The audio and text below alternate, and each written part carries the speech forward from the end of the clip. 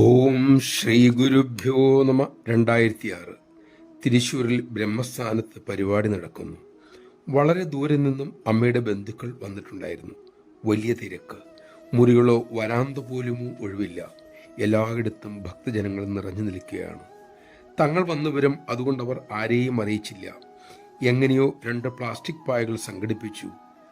പിന്നെ മുറ്റത്ത് കിട്ടിയ സ്ഥലത്ത് അവർ സന്തോഷത്തോടെ കിടന്നു. ചിലർ വിവരമറിഞ്ഞു വന്നു. അപ്പോൾ അവർ പറഞ്ഞു, ഇവിടെ തന്നെ കിടന്നോളാം, ഞങ്ങൾക്ക് സന്തോഷമാണ്. ഭക്തന്മാരാണ് എല്ലാവരും, ആരെയും ബുദ്ധിമുട്ടിക്കരുത്. മാത്രമല്ല, പണ്ട് ഞങ്ങൾ അമ്മയുടെ കൂടെ ആശ്രമമുറ്റത്ത് എത്ര കാലം കിടന്നിട്ടുണ്ട്. ചിരിച്ചുകൊണ്ടവർ തുടർന്നു.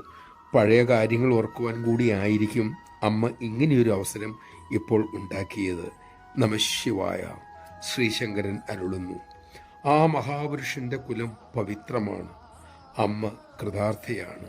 കുലം പവിത്രം, ജനനീ കൃതാർത്ഥ. അത്തരം കുലത്തിലല്ലേ അമ്മയ്ക്ക് ജന്മം സ്വീകരിക്കാനും കഴിയൂ. സാഹചര്യങ്ങളെ സന്തോഷത്തോട് ഉൾക്കൊള്ളണമെന്ന് അമ്മ എപ്പോഴും നമ്മോട് പറയുന്നു. അമ്മയുടെ ബ്രഹ്മസ്ഥാനോത്സവ വേളകളാണ് ഇപ്പോൾ ഉള്ളത്. അവിടെയുള്ള അസൗകര്യങ്ങളെ പ്രസാദമായി സ്വീകരിക്കാനുള്ള ശക്തി നമുക്കുണ്ടാകട്ടെ.